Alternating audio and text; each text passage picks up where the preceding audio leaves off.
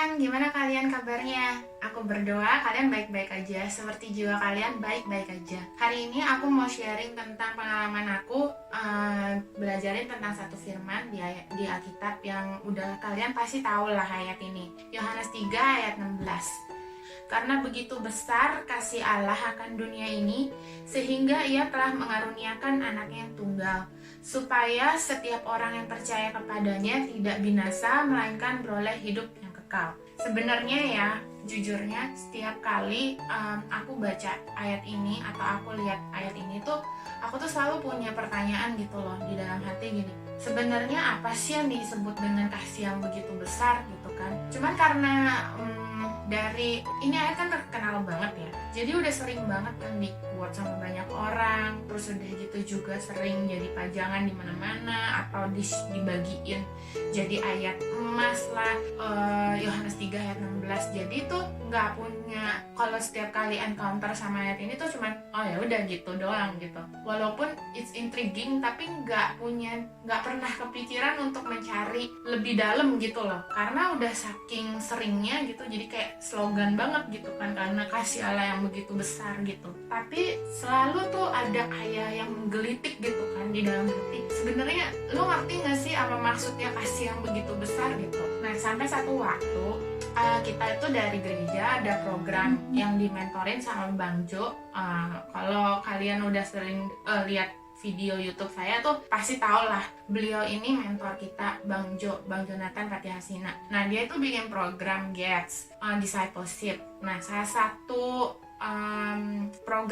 salah satu session di program itu tuh dibilang kita tuh disuruh bikin homework, PR gitu ya, untuk ngerenungin ayat ini, Yohanes 3 ayat 16. Homeworknya itu suruh cari 3 kata yang menurut kamu esensi dari ayat ini gitu kan. Nah ya udah, gara-gara homework inilah gitu akhirnya saya menggali lebih dalam gitu tentang si Yohanes 3 ayat 16 ini. Tapi waktu saya udah cari-cari, maksudnya setelah saya belajarin ya, terus terang saya itu selama ini ternyata I have no idea about this. The love of God is very great, is really great. Ternyata selama ini saya jadi orang Kristen, I don't even know how God loves me so much gitu loh. Yang pertama saya buat, karena kan saya intrik udah dari sebelumnya juga saya udah sering kayak ada yang menggelitik gitu. Pertanyaan, apa sih kasih yang begitu besar itu? Apa sih gitu.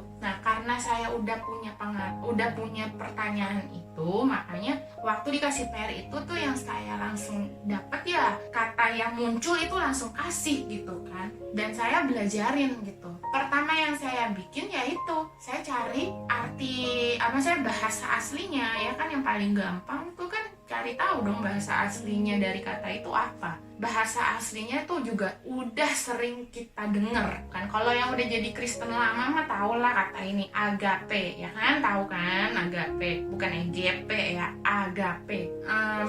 Jadi waktu saya tahu ini bahasa aslinya tuh kita kan cuma tahu oh agape ya, oke. Itu kayak cinta, bahasa Inggrisnya love gitu kan. Nah ini juga kasih itu bahasa Indonesianya, di Alkitab bahasa Indonesia, di bahasa aslinya agape, tapi apa artinya gitu. Dan saya mulai cari tahu apa artinya agape. Saya cari ya di internet lah, yang paling gampang sumber sekarang kan internet kan, semua juga ada di internet gitu. Jadi saya cari di internet, apa sih agape, apa sih arti agape gitu. Kalau kamu buka Google, tulis aja agape, what is the meaning, atau what is agape meaning gitu lah, langsung keluar kan. Saya tuh dari segitu banyaknya sumber yang ada di internet ya, salah satunya saya sebutin ya, agape itu katanya the highest level of love. Terus agape itu originating from God to human, atau the highest form of love that known to humanity katanya gitu. Terus udah gitu juga selfless love gitu. Dari sumber-sumber itu saya tuh tetap nggak nemuin loh bentuknya apa. Bang Jo pernah ngomong, manusia itu tidak mengenal kalimat atau tidak mengenal huruf. Manusia itu mengenal bentuk. Contohnya, kalau saya bilang sama orang yang nggak pernah lihat koala, ya, oke. Saya kan tinggal di Melbourne nih. Orang yang nggak pernah ngelihat koala dalam hidupnya. Terus saya bilang, oh di Australia tuh ada hewan terkenal banget namanya koala. Kalau orang nggak pernah lihat itu koala seumur hidupnya, dia nggak akan ngerti apa yang saya maksud dengan koala. Karena nggak ada di otaknya tuh, atau dia nggak pernah lihat atau nggak punya gambaran koala gitu. Saya mau bilang, ini binatang tinggal di pohon, makan daun-daunan, kerjaannya tidur, very cute. Dia tuh oke, tapi dia nggak tahu koala bentuknya kayak apa, ngerti kan ya? Jadi saya itu tahu deskripsinya gitu, agape kayak gini, tapi bentuknya apa saya nggak ngerti. Sampai itu akhirnya saya bilang sama Tuhan, Tuhan ini apa sih kasih yang begitu besar ini, yang kamu maksud di Yohanes 3:16 ini kasih yang begitu besar, bentuknya apa gitu. Terus waktu saya nanya kayak gitu, tiba-tiba muncul di dalam hati saya itu, Tuhan tuh ingetin kejadian gini.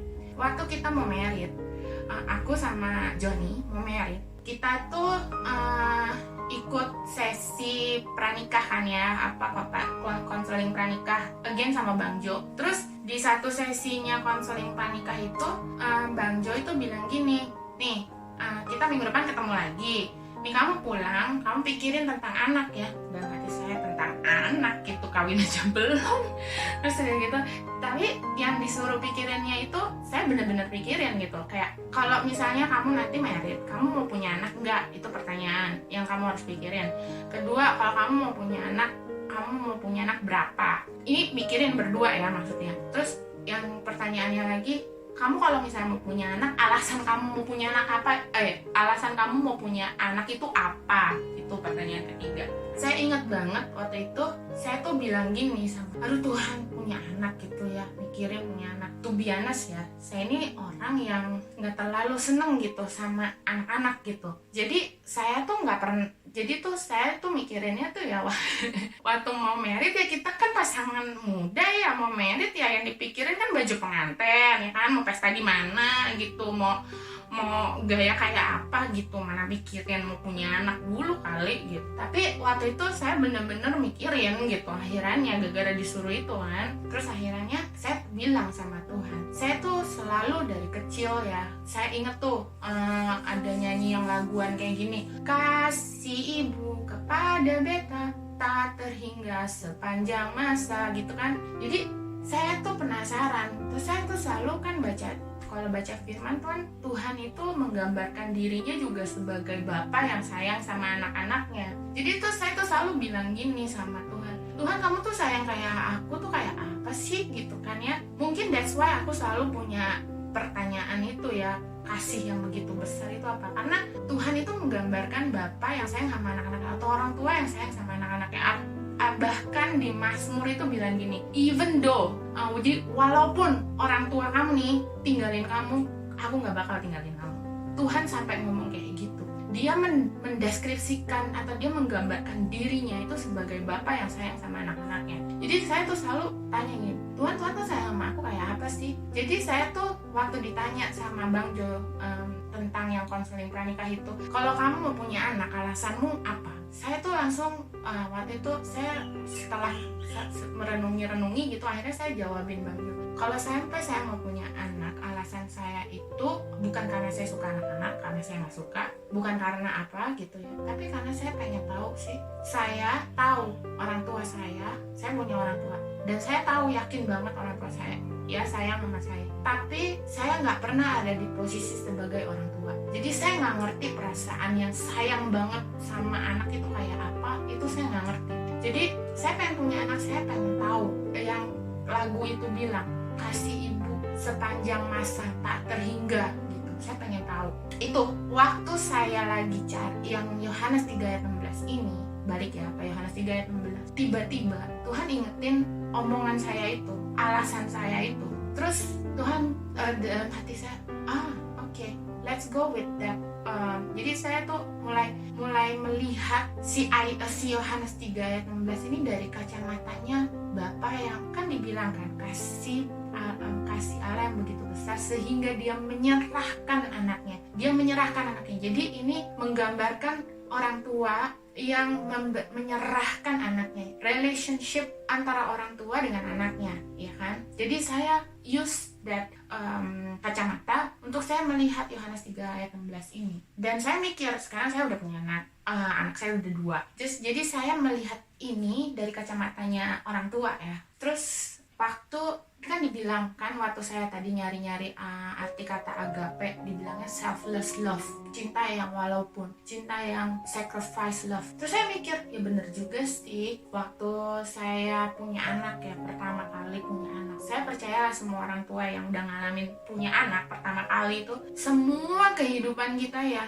berubah upside down kan. Yang tadinya kita itu kalau ngapa-ngapain ya nggak mikirin siapa-siapa, yang mikirin yang penting gua oke, happy gitu kan. Tapi waktu kita begitu punya anak, jebret gitu, udah berubah semua. Prioritas kita berubah, cara ngelihat kita berubah, fokus kita berubah gitu. Semua hidup kita revolve gitu di seputar anak. Misalnya dia begitu dia lahir aja, banyak sacrifice yang kita bikin. Waktu lah, tenaga lah, ya kan. Udah lahir aja, aduh ya ampun, kita jadi kurang tidur ya kan, bangun malam-malam nyusuin gitu, terus ganti popok lah, terus kita mau perginya mikirin aduh ntar anak gue gimana gitu kan. Jadi itu aja udah kayak korban lah, kita mengorbankan yang uang, tenaga ya kan. Terus begitu mereka lebih gedean dikit, udah mulai deh tuh mikirin, nih gue mau tetap kerja atau mau jadi ibu rumah tangga atau gimana,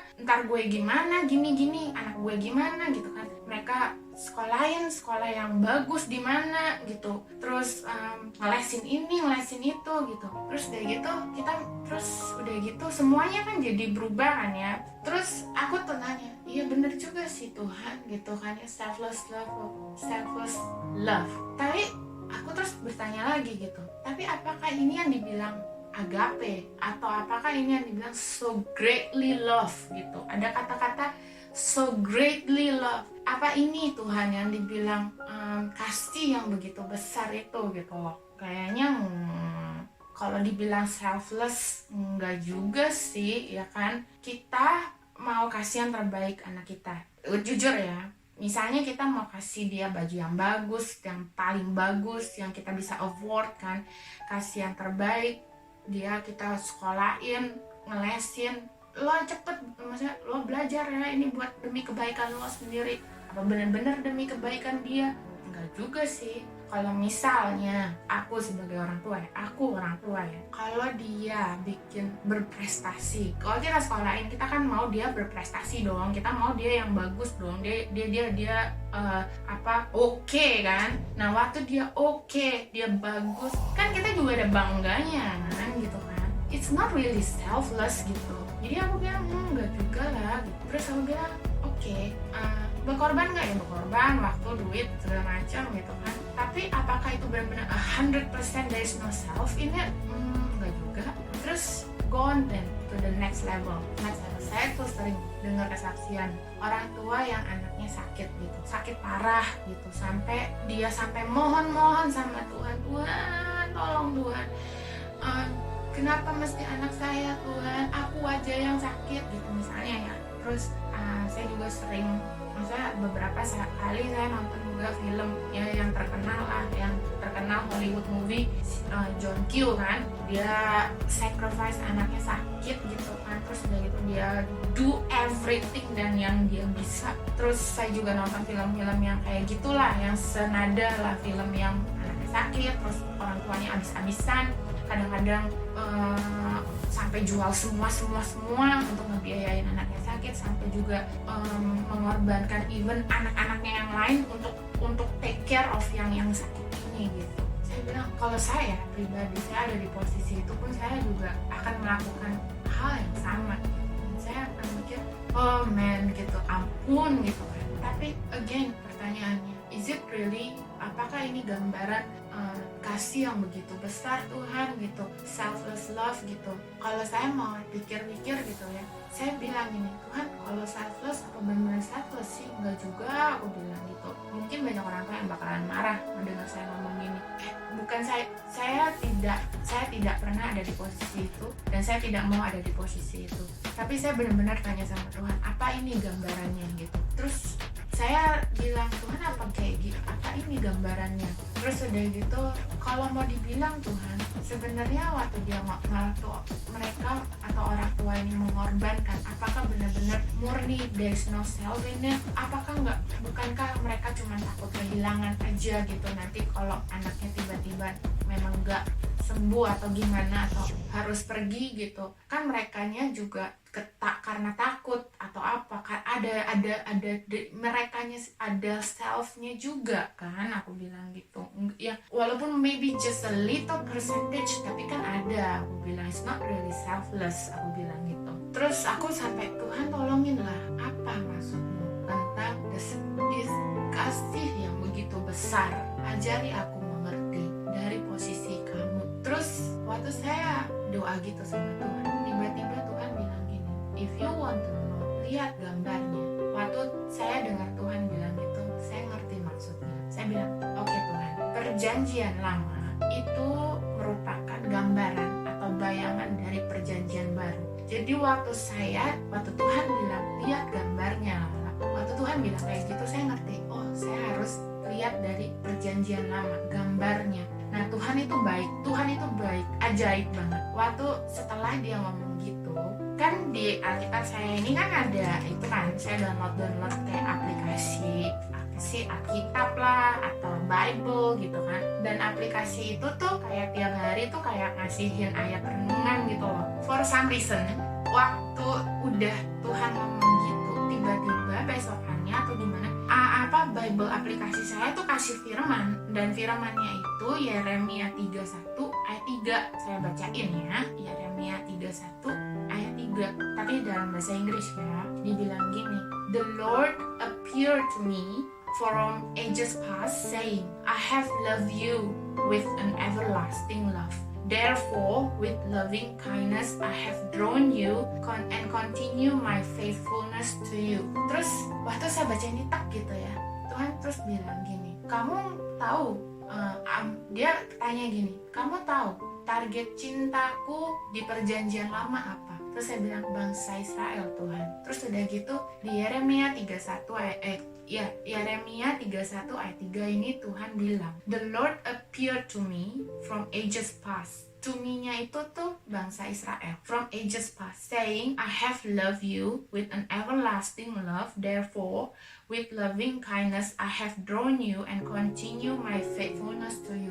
Terus saya langsung tak gitu kan ya. Di dalam gini, kalau ini aku mau kasih tips. Kalau kita belajar Alkitab, ada hukum namanya ini, the law of first mention. Jadi kata love di Yeremia 31 ayat 3, Tuhan tuh lagi menyatakan cintanya buat bangsa Israel. Di Yeremia 31 ayat 3 ini, dia menyatakan cinta ya kan, I have loved you with an everlasting love, dibilangnya gitu kan. Nah, kata love di situ itu pakai kata bahasa aslinya itu ahab. Dan seperti yang tadi saya bilang, ada kalau belajar Alkitab tipsnya, ada yang namanya law of the first mention. Jadi kata ahab ini pertama kalinya itu muncul di mana gitu. Saya kan cari dong gitu. Jadi saya nih mulai nih gitu, melakukan perjalanan mencari gitu. Ternyata kata ahab ini atau love ini di perjanjian lama itu pertama kali muncul di Alkitab itu ada di Genesis, Kejadian 22 ayat 2. Saya bacain bahasa Indonesianya. Firman-Nya, ambillah anakmu yang tunggal itu yang engkau kasihi, yakni Ishak.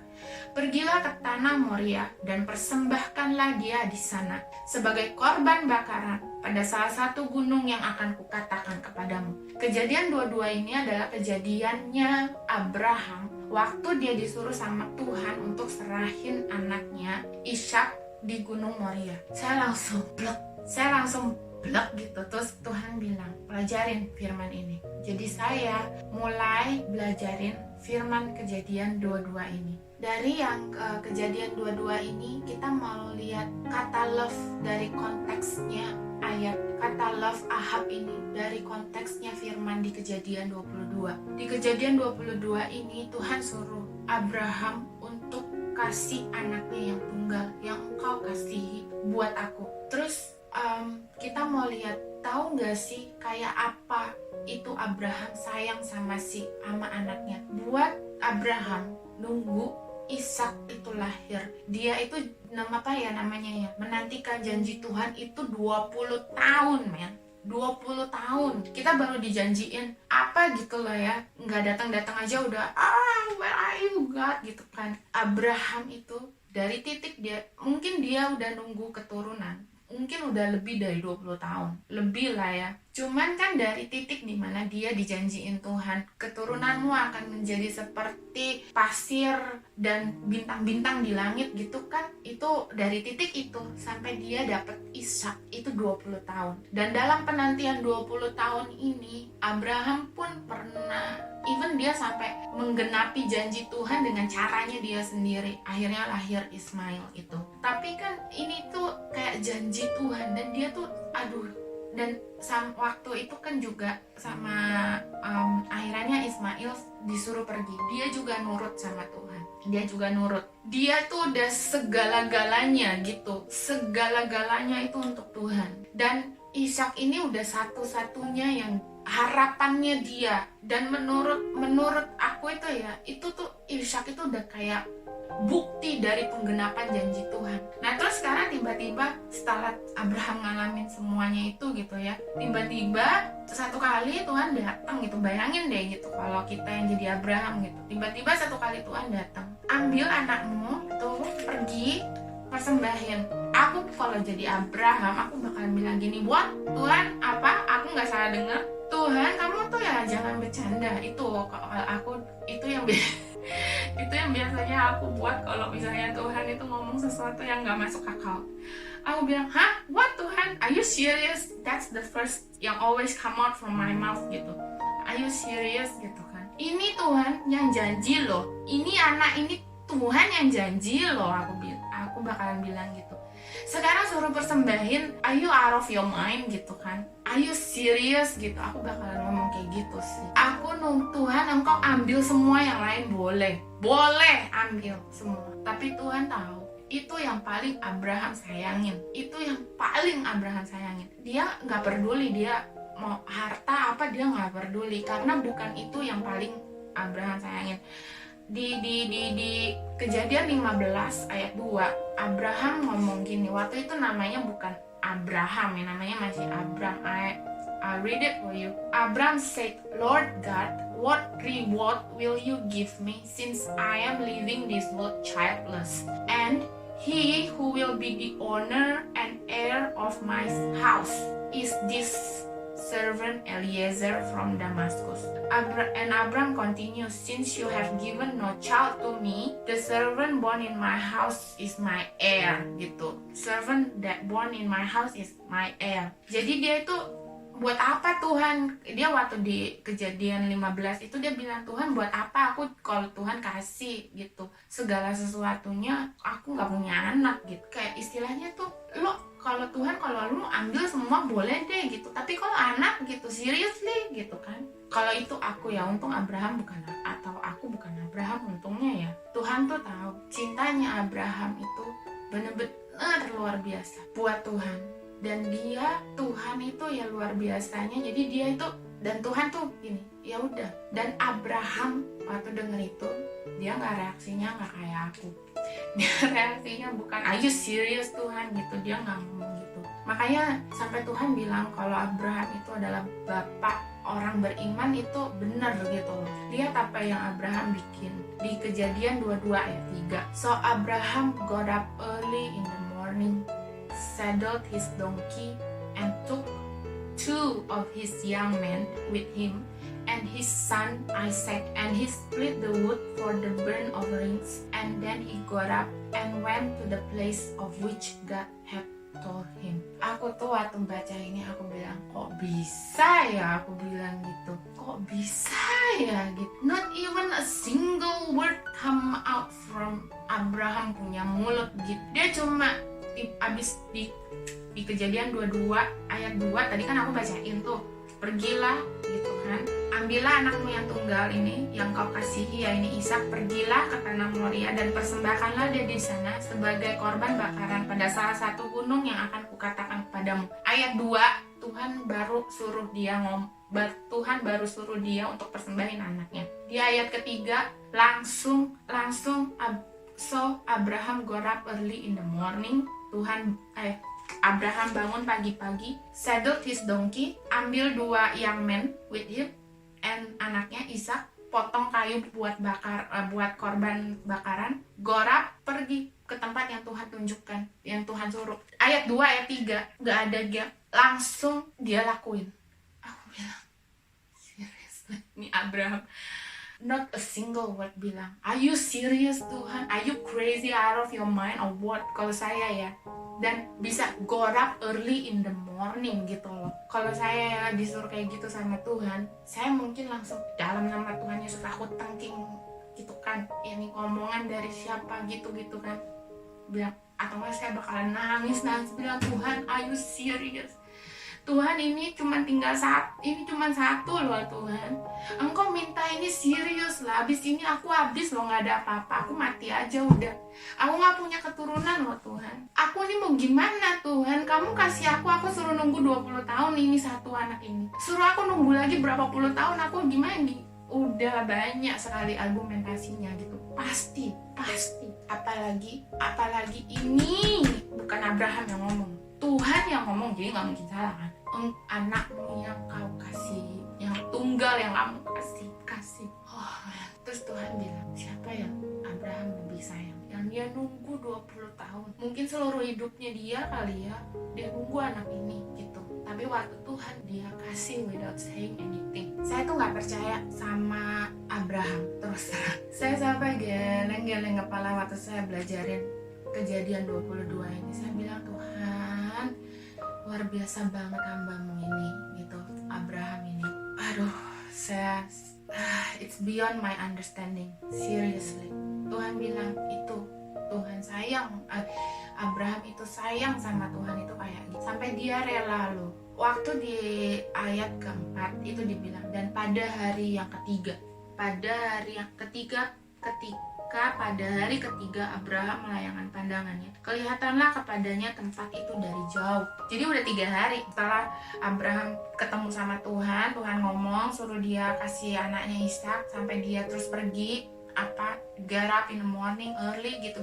Tuhan itu baik, dia itu menguji kita tuh bener-bener kita itu bener-bener dikasih kesempatan, bukan yang cuma kayak dipaksa gitu. Enggak, ini ya waktu saya baca pada hari yang ketiga, jadi udah 3 hari kejadian kan, dari yang Abraham ketemu sama Tuhan dan Tuhan suruh Abraham. Coba bayang, kalau kita kan kadang-kadang kalau kita kan lagi ketemu sama Tuhan, wih gile, itu kan langsung apapun Tuhan ku serahkan. Kayak kita misalnya lagi KKR gitu kan, terus lagi semangatnya gitu, terus di KKR gitu, ditantang gitu, ayo sekarang siapa yang cinta Tuhan, korbankan apa kalian mau berkorban untuk Tuhan gitu ya, kayak gitulah ya. Terus kita ya amin gitu kan, terus kita serahin segala-galanya gitu. Terus udah gitu setelah kejadian itu 3 hari kemudian, kalau kita udah setelah pulang dari KKR retret atau apa gitu, terus dia bilang gitu kan, Tuhan bilang, ayo kemarin kamu janji kayak gitu loh Sur, sekarang yang kamu janjiin, entarlah dulu ya Tuhan ya gitu kan. Tapi ini ya di ayat keempat, 3 hari setelah kejadian itu, pada hari yang ketiga, kalau saya jadi Abraham kan saya pasti mikir nih mungkin yang gue dengar waktu pertama itu kayaknya salah kali, bukan Tuhan kali. Dia punya kesempatan, Abraham punya kesempatan untuk balik loh, nggak usah ngelanjutin lagi ke gunung itu. Mungkin dia tiba-tiba kan, jadi dia apakah dihipnotis? Enggak ya, ini udah kejadian udah 3 hari. Jadi kalau misalnya dia bilang gini, Tuhan kayaknya mungkin salah kali yang gue dengar itu, ya kan. Kalau Abraham nggak bener-bener cinta sama Tuhan untuk dia menyerahkan apa yang dia paling sayangin buat Tuhan, dia 3 hari kemudian dia bisa bilang gini kan, Tuhan kayaknya gue salah kali denger itu, mungkin bukan kamu kali ya, udahlah gue balik gitu, ya kan. Itu kayak di sini tuh Tuhan tuh kasih kayak kasih kesempatan buat Abraham punya cooling period kalau di sini ngomongnya. Kalau kita di Australia tuh kalau kita beli barang ya, ada yang namanya cooling period, dikasih waktu gitu. Kalau lu nanti tiba-tiba nggak jadi pengen beli lagi, ya lu bisa balikin, tergantung tokonya sih. Tapi itu Tuhan tuh kasih kayak kasih waktunya buat Abraham tuh as a cooling period gitu loh. Jadi kalau misalnya dia nggak bener-bener, dia nggak cuman kayak emosi jiwa aja gitu ya, emosi sesaat, dalam 3 hari pasti kan udah cooling down tuh. Dia bisa bilang kan, kayaknya waktu itu gue salah dengar deh, udah gue balik aja deh, nggak usah terusin ke gunung kan. Bisa kan, tapi enggak. Abraham tetap pergi ke gunung dan dia serahin. Kejadian selanjutnya, you know what happened? Apa yang Abraham buat? Tuhan waktu Tuhan kasih pengertian ini sama saya sampai Tuhan, saya sampai nggak bisa ngomong. Tuhan itu cinta banget sama kita, dia cinta banget sama kita. Kamu bayangin, kita bayangin kita di posisinya Abraham, oke? Kita bayangin anak kita diminta, diserahin, nggak usah nunggu 20 tahun deh, yang normal aja. Mau nggak lo lebih sayang anak lo atau lebih sayang sama Tuhan? Tuhan bilang, sekarang kamu pikir ini dari posisi aku bilang, oke Tuhan. Waktu di ayat 1, Kejadian 22 ayat 1, setelah semuanya itu Allah mencoba Abraham. Ia berfirman kepadanya, Abraham, lalu sautnya, ya Tuhan. Tuhan itu mencoba Abraham, bukan mencobai ya, menguji sebenarnya kata yang tepat itu, menguji. Dia bilang, kamu sekarang pikir dari pihak aku. Tadi kamu sudah membahas, maksudnya kamu udah belajar dari pihaknya Abraham. Sekarang kamu dari pihak aku. Aku bilang, oke, aku udah mulai gak tahan waktu Tuhan bilang kayak gitu. Tuhan bilang gini, waktu aku menguji Abraham, aku Tuhan gak mungkin menyuruh orang atau menyuruh manusia tanpa aku berani untuk melakukan apa yang aku suruh. Aku langsung blok gitu. Aku tahu, jadi Tuhan itu bilang sama aku gini, aku tuh nggak mungkin suruh kamu ngelakuin sesuatu kalau aku sendiri nggak bakal buat itu. Itu Tuhan yang kita sembah, itu Tuhan kita yang kejar. Tuhan bilang, waktu aku suruh Abraham menguji dia, aku tahu one day I will do the same. Makanya ada ayat Yohanes 3 ayat 16, karena begitu besar kasih Allah akan dunia ini sehingga dia menyerahkan anaknya yang tunggal, supaya siapa yang percaya diselamatkan, beroleh hidup yang kekal. Aku langsung Tuhan, aku bilang oke Tuhan. Terus aku udah sampai di situ, aku udah gak berani untuk lanjut gitu. Terus Tuhan, sekarang lagi Tuhan yang ngomong sama aku, go to the next one. What the next one? The next level. Kamu bilang kan agape the highest form of the highest level of love gitu. Go to the next level. Aku udah sampai sini aja, aku udah Tuhan gitu kan. Kamu bayangin apa yang kamu paling kasihin, yang kamu paling sayangin, dan kamu harus korbanin untuk orang lain. Is there any self there? Ada kamunya nggak di situ? Enggak Tuhan, ya udah cukup lah, aku bilang gitu. Tapi Tuhan bilang no, go to the next level, because bilang gini, karena apa yang manusia bisa buat untuk aku, which is Abraham ya. Abraham kan manusia kan, Abraham do that untuk Tuhan yang dia sayangin. Ini membuktikan kita bisa sayang sama Tuhan. Jadi kayak makanya firman Tuhan bilang, kalau kamu tuh nggak kayak ada firman Tuhan yang bilang, kalau kamu tuh nggak benci anakmu, orang tuamu, atau lebih mengasihi mereka lebih daripada aku, kamu itu nggak layak gitu ya. Ini buktinya ada gitu kan. Nah terus Tuhan bilang ini, go to the next level. Dan dia bilang, apa aku lebih daripada Abraham? Apa Tuhan? Aku udah nggak berani nanya, udah nggak mau, sebenarnya aku udah nggak berani lanjut. Tapi Tuhan bilang, aku mengasihi waktu waktu manusia itu masih jadi musuhku. Aku langsung ayatnya itu di Roma 5 ayat 10. Roma 5 ayat 10. For if while we were enemies, we were reconciled to God through the death of His Son, it is much certain having been reconciled, that we will be saved from the consequence of sin by his life. That is, we will be saved because Christ lives today. Ayat 10.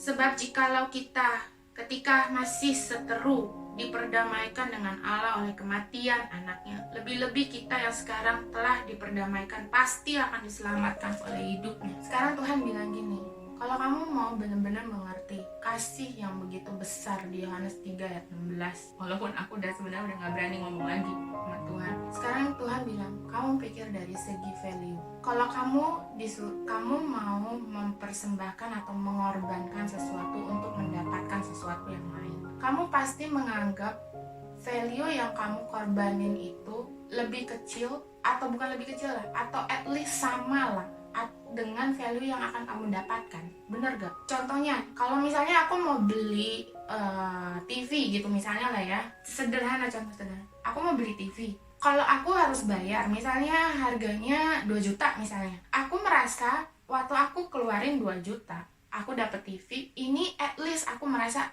TV ini worth atau value-nya sama dengan harga 2 juta itu. Jadi itu Tuhan itu mau bilang sama aku gini, kalau waktu Tuhan bilang di Yohanes 3 ayat 16, karena kasih Allah yang begitu besar kepada dunia ini, sehingga dia menyerahkan anaknya tunggal, masa dia tukar anaknya dengan, karena kasihnya buat dunia ini, sehingga dia tukar anaknya sama dunia ini. Berarti kan menurut Tuhan, di mata Tuhan, value, kalau aku boleh pakai kata-kataku sendiri, jadi Tuhan tuh menganggap value anaknya, yaitu Tuhan Yesus mati di atas kayu salib, sama dengan apa yang dia dapat dari maksudnya apa, value-nya tuh sama, Tuhan Yesus sama dunia ini. Jadi kalau aku mau boleh bilang lagi, kasihnya Tuhan buat Tuhan Yesus sama dengan kasihnya Tuhan buat aku, karena dengan mempersembahkan Tuhan Yesus di kayu salib, dia dapat orang yang kayak gini. Dari pengertian ini saya nggak berani untuk menjudge orang lain, karena saya tahu value-nya orang-orang di luar sana juga berarti sama kayak value Tuhan Yesus di kayu salib. Saya ngebayangin, terus Tuhan bilang, aku mengasihi itu waktu mereka masih jadi musuh aku loh. Jadi kalau Abraham persembahin Ishak karena dia tahu Tuhan sayang sama dia tahu, aku kasih semua yang aku sayangin buat engkau karena aku tahu Tuhan sayang sama aku, ya kan? Tapi dia Tuhan yang luar biasa, dia lebih dari itu. Dia even sudah melakukan itu waktu kita masih menolak dia. Bukan karena aku kasih karena kamu mengasihi, bukan. Waktu kita belum mengasihi dia pun dia udah korbanin itu. That's the description of kasih yang begitu besar di Yohanes 3 ayat 16. Sampai waktu saya mengerti arti ini, cinta ini, akan lebih gampang buat kita untuk menjalani firman. Akan lebih gampang buat kita untuk, at least buat saya pribadi ya, akan lebih gampang buat saya untuk mengasihi dan mengampuni orang lain. Karena saya tahu gitu, even waktu dia belum percaya Tuhan aja, Tuhan udah sayang kayak gitu banget loh sama dia. Jadi kayak saya menaruh posisi saya nih ya, buat tuh di posisinya Tuhan. Lo berani nggak kasih anak lo buat musuh lo? Aku bilang, Tuhan yang bener aja lo, aku bilang gitu.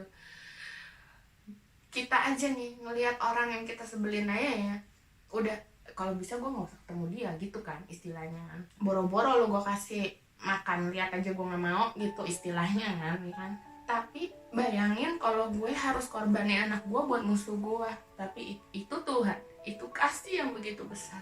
That's how you are worth it di matanya dia. So buat teman-teman yang lihat video ini, jangan pernah raguin cinta Tuhan buat kita semua, buat aku, buat kamu, even buat teman-teman kamu yang belum kenal Tuhan. Ini kalau kita mengerti Tuhan itu sayang banget sama mereka. It's very easy untuk kita melangkah dan memberitahukan cinta Tuhan buat mereka. Untuk akan lebih mudah buat kita untuk juga melakukan, mengorbankan yang kita punya untuk Tuhan. Kalau saya ini Tuhan ajarin saya, karena saya ngebayangin kalau saya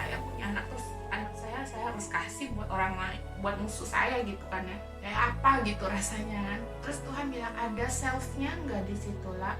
Aku udah gak berani jawab, udah Tuhan aku udah jawab, engkau tahu. Jadi ya begitulah kira-kira.